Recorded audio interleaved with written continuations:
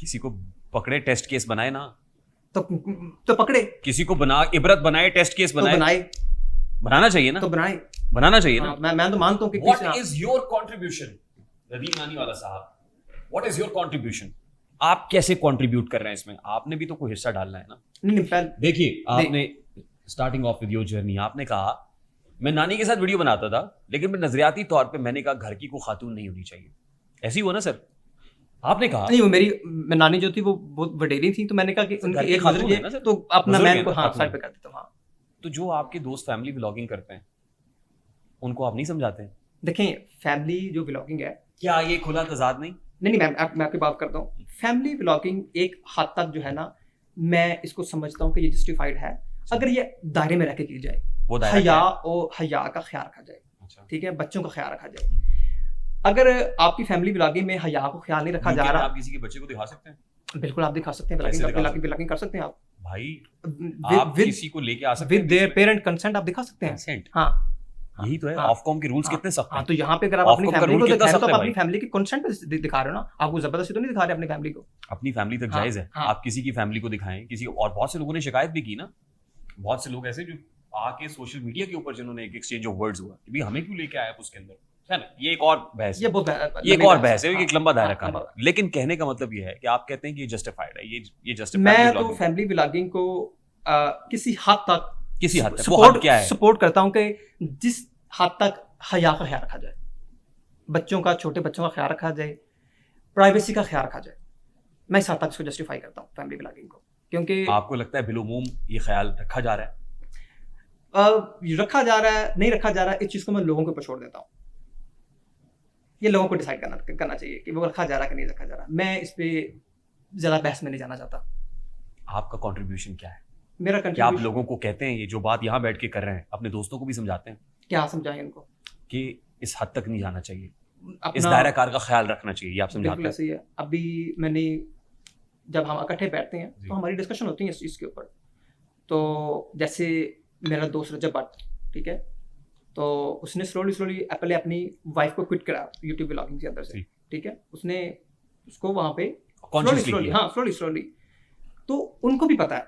तो जब हमारी होती है डिस्कशंस, वो ये नहीं कहते कि ये गलत है, वो कहते हैं कि यार अगर हमारी सोसाइटी जो है वो इस हद तक पैनिक में है तो हमें भी थोड़ी सी चीज़ को, इस क्रिटिसिज्म को फेस करना चाहिए, चलो हम भी थोड़ा सा इस तरफ चलते हैं, तो क्विट करते हैं। तो उन्होंने क्विट कर दिया, ठीक है। अच्छा, आप वो क्विट कर दिया है? हाँ, क्विट कर दिया। फैमिली व्लॉगिंग को quit फैमिली कर दिया। व्लॉगिंग को उसने मोस्टली क्विट कर दिया। वो आपने देखा होगा उसके व्लॉग में उसके दोस्त होते हैं, उसकी फैमिली कोई नहीं होती।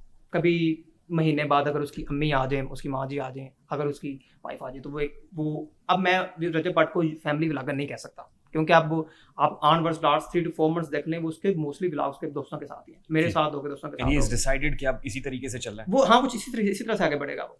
ठीक। हाँ, और वो बहुत ट्रबल में है इस वक्त, आपका बिल्कुल। दोस्त है, आप उसके साथ बैठते हैं, देखिए, बहुत ट्रबल में। देखिए, अच्छा, कोई भी मुश्किल हाँ, में हो ना, अच्छा हाँ, नहीं लगता है। अच्छा लगता है। वो प्रॉब्लम में है, पाकिस्तान का लड़का है, पाकिस्तान का यंगस्टर है, और यूथ के लिए उसको एग्जाम्पल सेट करनी चाहिए। बाहर है, प्रॉब्लम में है, हमें बहुत बुरा लगता है। क्यों है ये प्रॉब्लम्स? क्यों? खुद क्रिएटेड है, खुद क्रिएट की गई हैं? देखें कि जब इंसान सोशल मीडिया पे 50 मिनट्स का व्लॉग कर रहा होता है और वो कंसिस्टेंसी से कर रहा है पिछले 3 सालों से, तो सम टाइम होता है कि उसकी ज़बान से कुछ आगे पीछे लफ्ज़ हो जाते हैं जो कि उसकी नीयत नहीं होती और उसका असल मकसद वो नहीं होता, ठीक है। अब उसका पहले क्रिश्चियन कम्युनिटी के अंदर इशू बना, हाँ। उसकी भी इन्वेस्टिगेशन मेरे दोस्त के पास थी, वो भी हमने रिजॉल्व किया, ठीक है। उससे पहले उसका जो इशू हुआ, हमने वो भी रिजॉल्व किया। फिर वो उस जब प्रॉब्लम में था, फिर वहाँ से दुबई आया, फिर मैं उसको यूपी ले गया, ठीक है। मैंने उसकी मुश्किल वक्त में जितना हुआ मैंने उसके साथ किया, ठीक है। अभी उसके ऊपर जो लेटेस्ट 295 का केस बना है, ठीक है, वो परफ्यूम वाला? नहीं, वो तो खत्म हो गया ऑलमोस्ट, वो तो फिनिश्ड है। अब जो नया जो मसला बना है 295, ये जो उसकी 2 साल पुरानी वीडियो थी सहाबा कराम वाली, ठीक है। अब देखें कि 2 साल पहले वाली वीडियो को उठा के उसको फिक्स करना इस तरह, ये भी तो ज्यादती है। वो तो बड़ी पुरानी वीडियो है। लेकिन ऑब्वियसली अब एक बंदा ये माफी- माइक है ना, हाँ, मैं आपको एक चीज हाँ, बताता हूँ, ये माइक है, हाँ। इस माइक पे क्या बोलना है ये ज्यादा इंपॉर्टेंट नहीं है, क्या नहीं बोलना ये ज्यादा इंपॉर्टेंट है। बिल्कुल ऐसे ही माइक है। बहुत सेंसिटिव चीज है, इसलिए जब आपके पास फेम भी है, फॉलोइंग भी है, तो उस वक्त आपको बहुत संभल के पाँव रखना पड़ता है, बहुत नपी तुली गुफ्तगू करनी पड़ती है, क्योंकि ये एक्सप्लोसिव है भाई, ये एक्सप्लोसिव है, ये बहुत डैमेज कर सकता है। तो मुझे लगता है कहीं ना कहीं गलती होती है। कहीं ना कहीं गलती हो जाती है, जाहिर है इंसान जुबान से लफ्ज निकल जाता है, निकलता है, इंसान से निकलता गलती होती हाँ, है, होती इस है। चीज का ख्याल नहीं रखा गया। हाँ। ठीक।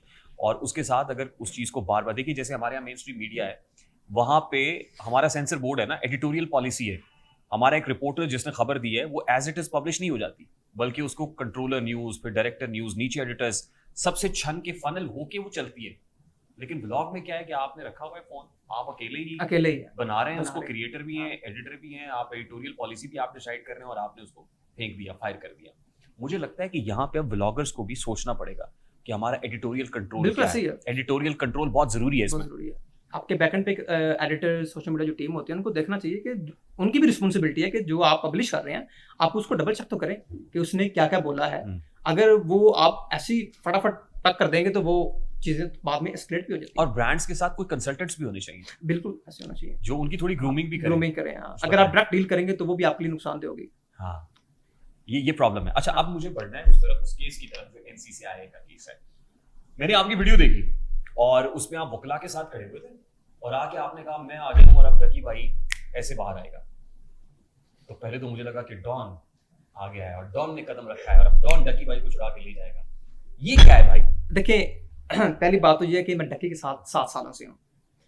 डक्की पिछले 7 सालों में जब जब भी प्रॉब्लम में आया मैं उसके पीछे था और मैंने उसको वहाँ से निकाला, चाहे मुझे उसके लिए जो भी रास्ता अख्तियार करना पड़ा मैंने वो किया। अच्छा। हाँ बिल्कुल, जो भी रास्ता लोगों को पता है, क्योंकि जब बात दोस्त की आ जाए तो उससे बचाने के लिए आपको कुछ ना कुछ करना पड़ता है।